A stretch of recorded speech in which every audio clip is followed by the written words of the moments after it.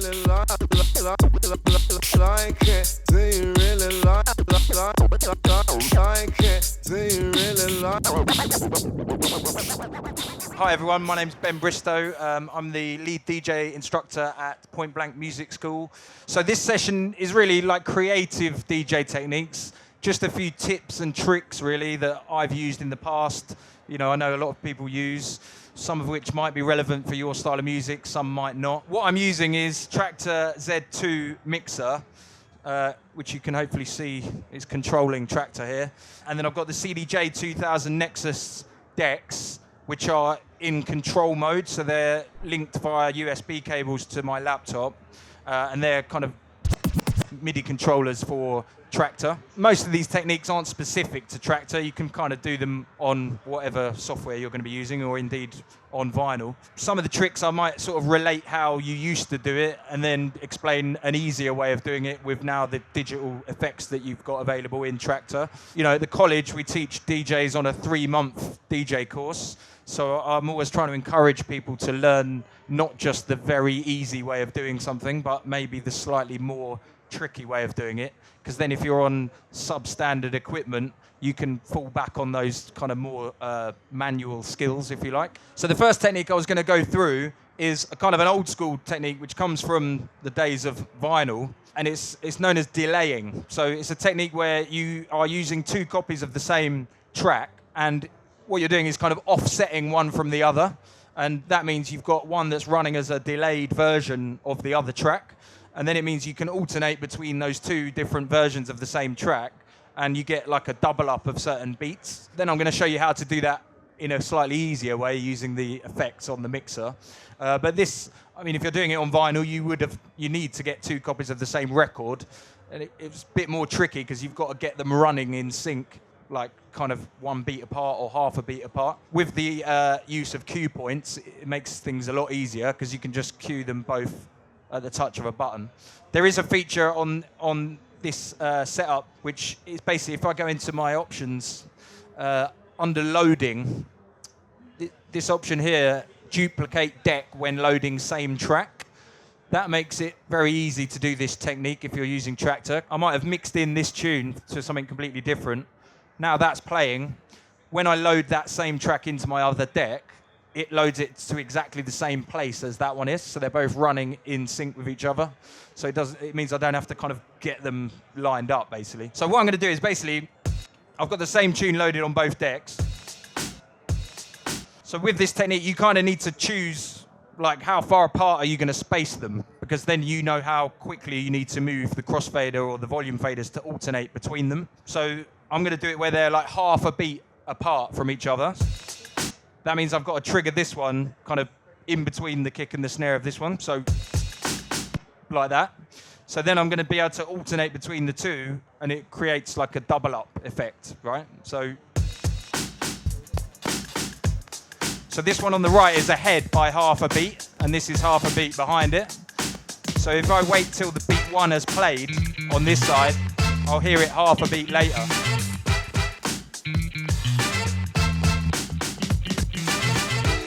So you can hear it kind of, it's like a delay, but I haven't actually used any effect.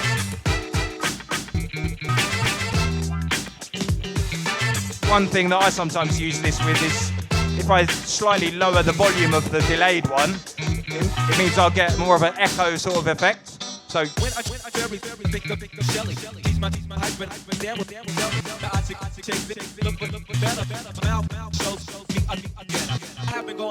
or you could kind of affect the other one in some way. So if you put like a filter on it, you'll get a slight sort of variation in the sound.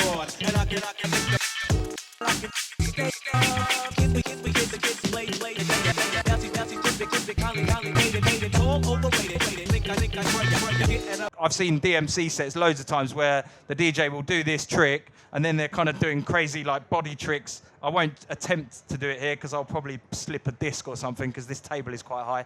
But if you've ever seen it where they put their hands under their legs and they're doing the crossfader, or they'll turn around and kind of do this kind of craziness, often it's when they've set up a delay like that, so they haven't got to worry about what the tunes are doing, and then they can just make it look cool like on the faders. It's kind of a good thing if you want to do a bit of showboating in a set.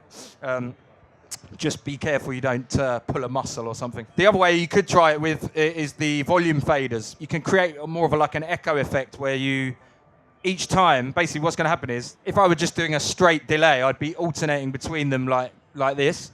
But what you can do is where you go, each time you bring one of the faders down, the other fader comes up, but not quite as high as it was last time. Then when you bring that one down, this one comes up a little bit less. So you're kind of going... So then you kind of get the delay, but also an echoey sort of effect from it. And it's a bit tricky. It's like you kind of have to practice with your volume fader going down, up a bit less, down, up a bit less, down, up a bit less, like that. Which I can show you in a sec, another way you could use that as well. So I'm going to do them half a beat again.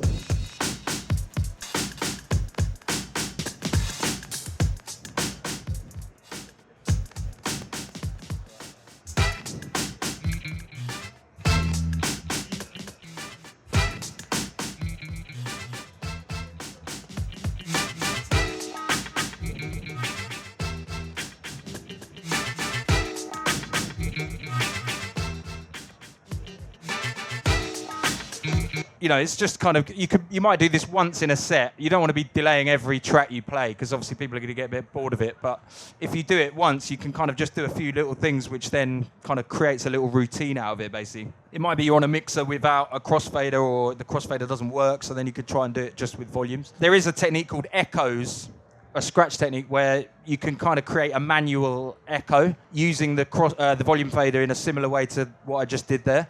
So it's where you play the same beat, but every time you pull it back to the start point, you pull the volume down, and every time you release it, you bring the volume up less. So it's basically like an echo. So it's the same principle as what I did earlier, but just on one deck. So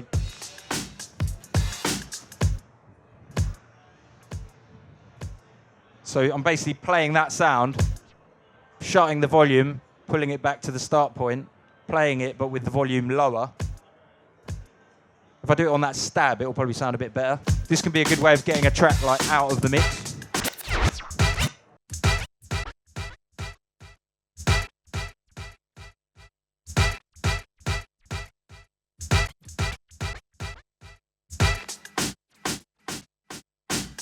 So basically an echo is just where the same sound plays, but each time it kind of gets a bit lower in volume. So it's a way of kind of doing that. I mean, the reason I've practiced a lot of these tricks is because when I started DJing, it was on vinyl. It was in the 90s. There wasn't as many cool effects that you could get on mixers. I had a really basic mixer. I didn't have a sharp crossfader curve adjustment. So I was like restricted to the equipment I was on. So I would be practicing things in order to get effects out. It can be a bit kind of easy these days. If you get a Traktor, you've got all these cool effects in there. You just, you know, it's much easier to use them than to actually physically do the stuff. But, you know, it's always good to learn more than one way of doing stuff, I think. So if I wanted to do that same effect, the delay effect, but using the effects in Traktor, I can have 4 effect units available in Traktor, or at the moment I've only got 2 visible. So this is effect unit 1 on the left, effect unit 2 on the right. If I select delay here, I've got these parameters for this particular effect. So dry and wet, which is controlled here via this dial on my mixer. Then I've got the filter. So that's like how much the delay is filtered. So in this case, I don't really want it to be filtered, so I'm going to turn that down. Feedback is basically, that's how you can make the delay sound more like an echo effect. So if I had lots of feedback, I would get multiple repetitions of the sound instead of just one dry repetition. So I'm going to, for this, I don't want any feedback, basically.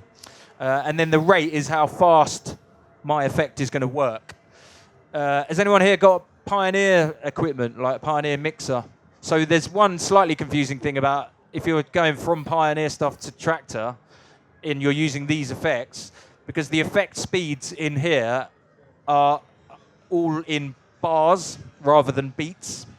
So if I, like for example, on a Pioneer 900 mixer, if I wanted a 1 beat delay, I'd need to set the speed of my effect to 1/1. So it would be playing everything a beat later. So the equivalent of that in here is going to be 1/4, because it's a quarter of a bar in Traktor rather than a quarter of a beat. So just if you put it, I don't think it gives you the option 1/1 on here, but it's a bit confusing if you're used to Pioneer stuff. So on here I can assign the effect unit to that particular channel. So I'm going to assign it to effect unit 1.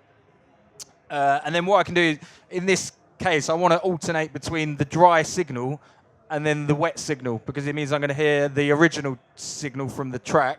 Then a beat later, I should hear it repeat.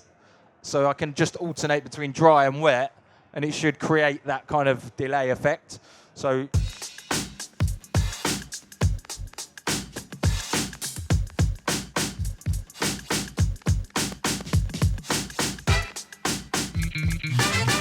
you can hear it's kind of a delay, exactly as if I had it half a beat apart.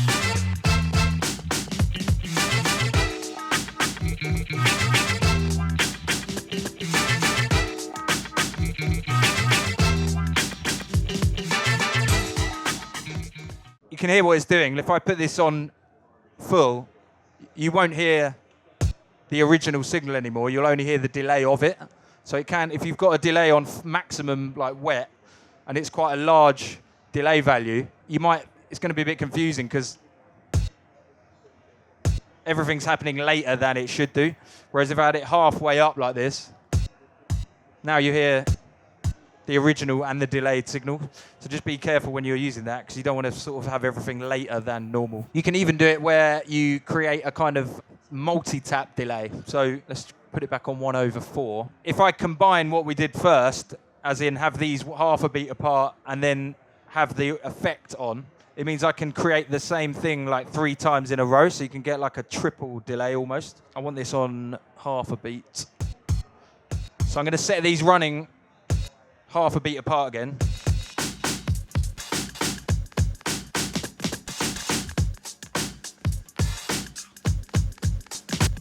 So when it hits that stab, what I'm doing is hearing the same thing 3 times.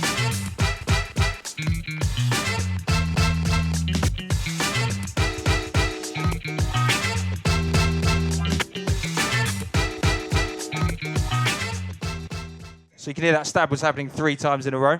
So it's like the original signal, the delayed copy of it, and then the delay effect kind of thing. You don't get so carried away with this that the tunes run out and you realise your audience has walked off, because that's the most important thing that you maintain. But these are tricks you might want to just practice, and then you can quickly implement them in a set. The other thing I was going to talk about was a cappella mixing. I often use acapellas just to kind of add a bit of flavour to a set. Some people find it quite difficult to mix with acapellas. At the college, we teach like on the Pioneer equipment mainly, but also on vinyl. And people maybe have been practicing for 8 weeks, and they get really used to looking at the BPM counters, or they've used record box, and they're used to having the grids to tell them the speed of tracks. And then when I say, right, let's do some acapella mixing, some people struggle because they're not used to trying to beat match with their ears, despite being encouraged to do that. With an acapella mix, is you can get away with more mistakes because it can drift out of time with your beat, but it won't be as offensive to listen to as if it were like an out-of-time beat over another out-of-time beat. You've also got to think about what source you're using. What acapella is it? So if it's from an old Motown tune or a funk tune, it's not going to have been made against a metronome. It would have been recorded against a live drum track. So it might well just drift in and out of time. So it's going to be a lot harder to kind of sync it. And also, if you might have to fiddle around and try and set the grid if you're using the auto sync, because often Traktor and record box, they won't find where the actual beats of the acapella are, because there's no kind of nice fat transients for it to pick up. You've also got to think about like this: what is it, a pop tune or is it from a dance music tune? If it's an acapella from like a pop music sort of track, it might not all be in 8-bar sections. So you might have 8 bars, a 2-bar bridge, then another 4-bar bit. So if you're trying to keep it in phrase with another track, it might go completely out because it's got extra little bars which aren't all in 8s kind of thing. One thing I would talk about as well, or advise you to do, is if you're not used to using acapellas, then kind of use one that you're familiar with already. Like if you know the original track that vocal comes from, it does make it a lot easier because you can hear, like, okay, that's where the downbeat of the acapella is, kind of thing. Quite often, the 5th word of the acapella is actually where beat 1 goes. So it's not always as simple as finding a vocal and going, right, the first word is on the first beat. you've got to be thinking about where the pulse of that kind of a cappella is, yeah? Some of them is where you have to trigger it on an off beat. So it's like the actual first word is halfway between beat 3 and 4 for it to sit right on the beat. I find it more difficult. If you said, right, mix this a cappella, I'd never heard the original track, it might not be as easy for me to work out what it is I want to set as my cue point. Cue points are very useful with a cappellas, obviously. So you could set like different points, like the chorus, the verse, whatever, because it allows you to kind of re-trigger that back to the one kind of thing. So this one. Do you really like it? Do you really like it? So that, I think that do you is actually on the one. So it's like, do you really like it? Like, so in a way that's a bit easier because it's like nice and rhythmical. Some of them, it might be someone singing a sustained note for like 2 bars, and then it's quite hard to judge. Whereas others might have echo in them or something where you can hear where the beats are. So I've got that one set as one of my cue points. Loving it, loving it, loving it. You know, this is where he actually goes, we're loving it, but actually the loving it is on the beat. So if I tried to set this as a cue point on the we're, firstly, if I had snap on, it wouldn't let me because there's not a grid marker there, so it was going to be snapping, you know, so you might want to turn off snap if you're trying to set stuff on off beats in Traktor. This one, it does look like the grid markers are in the right place, though. You can see. We're loving it, loving it, loving it. It's We're like loving 1, it 2, like 3, that. 4. Do 1, you 2, really 3, like 4. it? So you can see it has been gridded properly. It's- And then you've got. Hardcore. You know the score. So again, that's on another beat 1 of a phrase. I mean, if you know what you're doing, you can set hot cues or cue points on like weird off beats, but then it's a bit harder to trigger them accurately when you're kind of in the mix. Another thing you might want to consider is the key of the a cappella. So is it harmonically matched with the instrumental you're using? Sometimes I'm just using a drum beat with no melody at all, so then it doesn't really matter. Or it might be I'm using an a cappella from like a hip hop tune and it's someone rapping. They're not going to be in key, really. So then it's not as important to worry about. Main thing is use your ears, I would say. If it sounds good, you know, do it. So this one sounds pretty good with this beat here. So I'll just give you a little demo. Listen.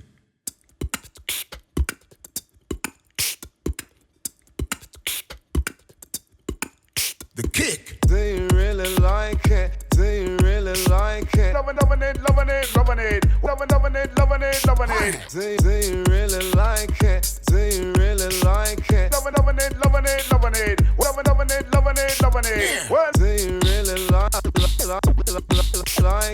Do you really like it?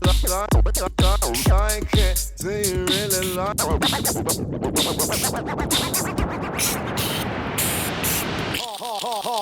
hardcore, you know the score. Rhyme so good I deserve an encore. All about the style we bring, we make you laugh like when you was a little child again. Smooth, that's how I roll. I got so much soul when I step into the party. I wanna move somebody. I wanna move somebody. Body, body, body, body, body, body, body, body, body, body.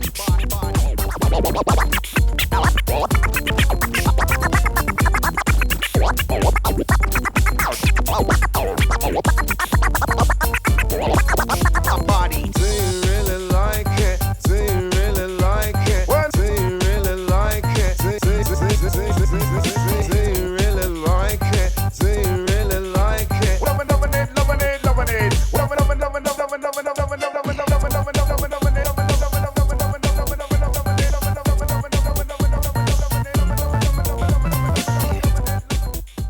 So, you know, these make it a lot more fun because you can just easily kind of re-trigger little bits. Sometimes it drifts and then you can just, as long as you can tap in time, you can kind of just get it out of the mix. One of the things I was doing there was like just re-triggering one of the points of the a cappella and then bringing the volume down because then it creates a kind of echo effect again. It's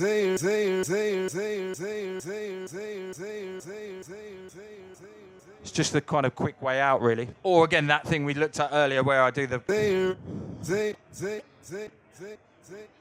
Obviously, that one's a bit more tricky. It's just worth practicing with them because then you can play a beat and know exactly which a cappellas go well over it. Sometimes I just write that in the comments, like which one goes with which one, so that I can remember previous mixes that I've kind of worked out. Another thing I was going to talk about was like effects, but the fact that you can make all the effects, depending on what it is, really, post-fader effects. So with echo, for example, or delay, but with the feedback up, if I select delay here, if I click on this little number on each effect unit, you get the option to make it an insert or post fader. So what that means is I can shut the crossfader, but the effect will still tail off nicely. Whereas if it's on an insert, every time I shut the crossfader, the echo or the whatever effect it is will cut out with the track, which can be a bit abrupt if you're trying to do, scratching, or you just want to let the tail off happen.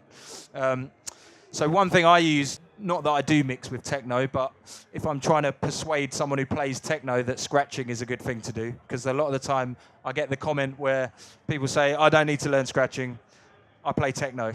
I can see the argument, but with effects, you can kind of make things sound like they're part of the track. You don't necessarily have to be going, oh yeah, oh yeah, oh yeah, over a techno tune, obviously. So one of the ones, like echo, is a really useful one to make it sound a bit less blatant, if you like. So if I load a sample here, and then let's get like a tech house sort of tune. So this is not a tune you generally associate with scratching, right?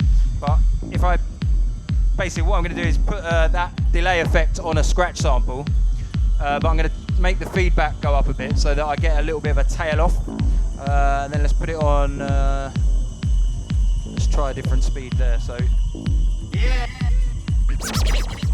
I'm just going to mess with the feedback so I get more of a tail off.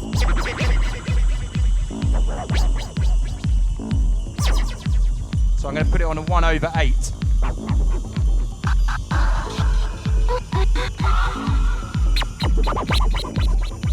So if I'm, I might take a bit of the bass out. Let's find another sample.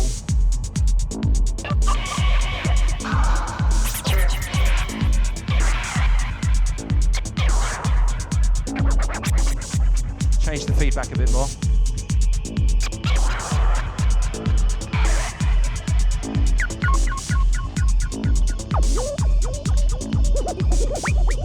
So you can hear the echo is actually tailing off even when I've shut the faders or the crossfader. It can, it means you don't have to be an expert scratch DJ, because echo it's a bit of a cheat.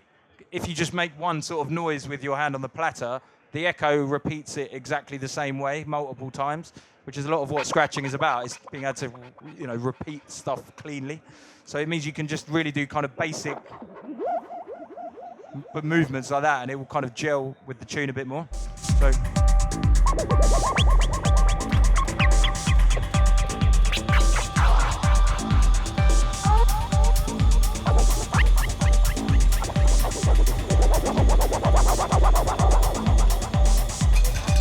Another way you could use it is with the filter. So if I put a low pass filter on the sample, and then as I'm triggering it, kind of filter it in.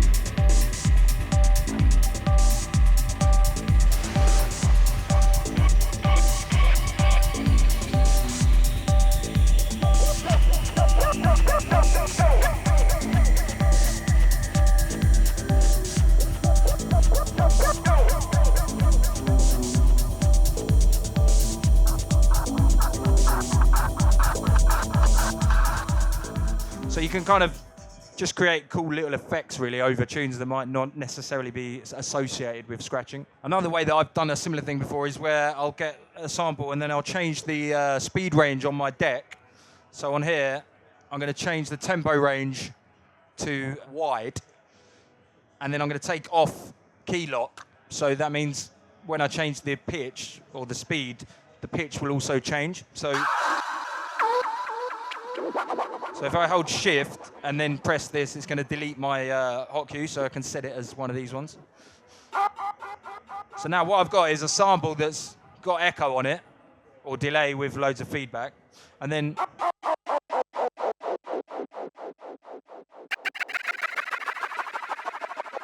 you can hear it's like you can almost create like a riser kind of effect out of it.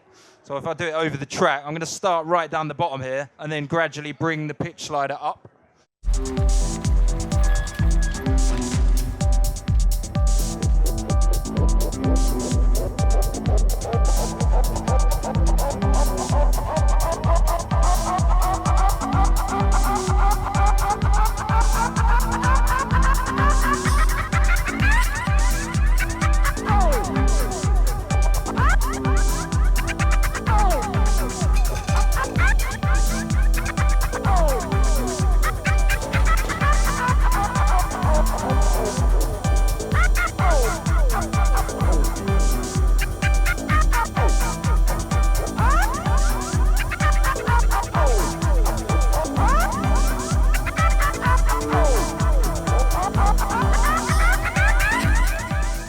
again, you know, it's one of those little tricks you wouldn't want to do for 2 hours, but it just can be a little extra flavour that you can kind of add to a set. One of the earlier scratch techniques is known as the transformer scratch. So that's where you're cutting sound in and out with the crossfader and kind of chopping a sound into multiple parts. So personally, when I started, I was holding the crossfader like this. So I'd hold it both sides and I'd be kind of moving my whole arm in order to open and shut the fader, right? Which after a while gets a bit tiring and it's not quite as accurate as it can be. So one technique you might want to practice, resting your thumb against the crossfader like this. So there's a bit of tension like pushing to the right, because then it means if you kind of do like this kind of movement, when you hit the fader with your fingers, the thumb is resisting that pressure, so it opens temporarily, but your thumb pushes it shut.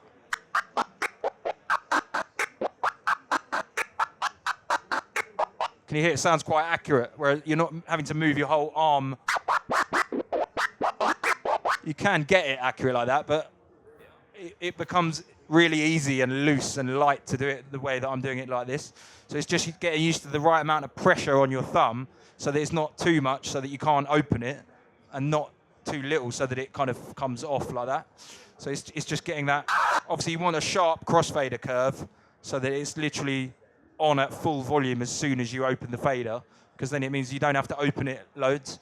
A lot of scratching is where you have to kind of break it or get it to its bare minimum movement rather than opening the fader right to the middle. That's a complete waste of effort really from here to here.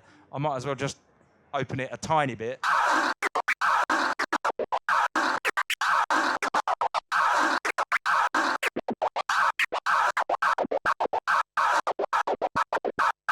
So that's all kind of transforming, really. You're just cutting sound in and out rather than, you know, out and in. When I was first learning to scratch, I'm still learning now, obviously, but I couldn't it was never consistent. So I'd be randomly moving this hand and then just opening and shutting the fader, but it wouldn't sound like clean and controlled. Whereas if you want to try and get it to sound really like clean, basically, you want to try and think about how many cuts you can make to a sound in a certain number of beats or bars. So for example, I could think, right, I'm going to practice cutting the forward motion of this sound into two by opening and shutting the fader twice, and then the same on the reverse, so cutting the backward motion into two. Because then over a beat I could practice going. After a while you'll start to, and it means you're not changing direction when this isn't open, or, you know, and it always sounds the same. But you've got to be a bit methodical with it, I think. Then you could add one. So you could go, right, now I'm going to practice cutting the sound into 3 parts on the way forward. So that would be 3 transformer clicks of the fader, and then 3 on the reverse. So, you know, in this particular example, this hand is really just constantly opening and shutting. I'm just making it sure that I've got enough sample to cut it into 3 each way, kind of thing. You can take that to the nth degree. You could start going, right, what's 4 forward, 3 back? Then it means you start getting this kind of bank of like patterns that you can then flick between when you're freestyling. Anyone heard of the flare scratch? What I was doing there with the transformer, that is known as a transformer click of the fader. If I go open shut once, it's called a transformer click. Whereas if I go and do the opposite of that, so I start with the fader open and I shut and open it, that's known as a flare click.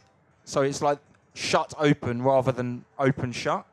So the flare was invented by DJ Flair. He's an American DJ. He's quoted as saying, I was trying to do something like transforming, but even faster. So with the flare, you can cut the sound into more parts with kind of less movements of the crossfader. So it means you can get much more, you know, faster cuts out of it, basically. The flare is basically where I would shut and open the crossfader in the middle of moving my hand forward or back, and that would create a silence in the middle of the movement. So it would divide it into half, because I'd create like a silent gap, basically. So if I did a 1-click flare, for example, forward, it would be 2 sounds. So it's like forward, shut, open, forward. Now if I do a one-click flare on the reverse, then it's going to be 2 sounds. So back, shut, open, back. So if I was transforming to get 4 sounds, I'd have to go 1, 2, 3, 4, 5, 6, 7, 8 moves of the crossfader effectively, yeah? Whereas with the flare, all I'd have to go is 1, 2, 3, 4. So it's half the number of movements. So like a one-click flare forward and back is...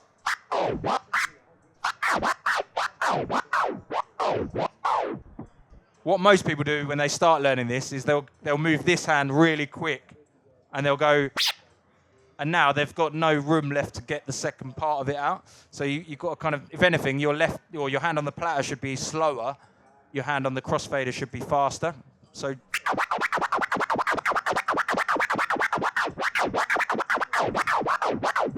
that's all one-click flares, yeah?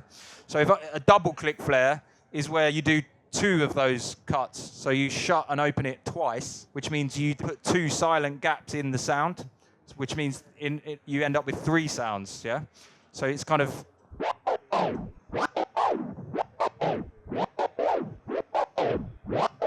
So it's almost like forward and shut it. So you always get a sound before you shut the fader with the flare. So I'll get 1 sound, 2 sounds, 3 sounds. The fader ends up open. So the flare is the one where I'll do it over a beat. If you do a double click flare forward and back, it's 6 sounds. Let me just play this beat and I'll do a double click flare over this forward and back.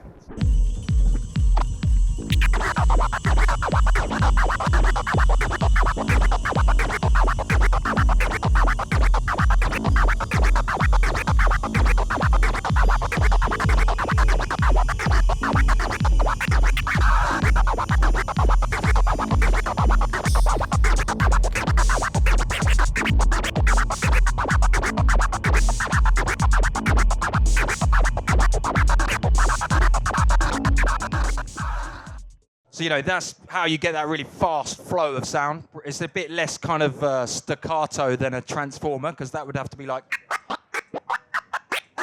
You don't get the nice sort of rounded edges, if you like. I could talk about scratching all day, but I'm aware that the time is now running out, so I won't. Apart from that, thank you very much, and good night.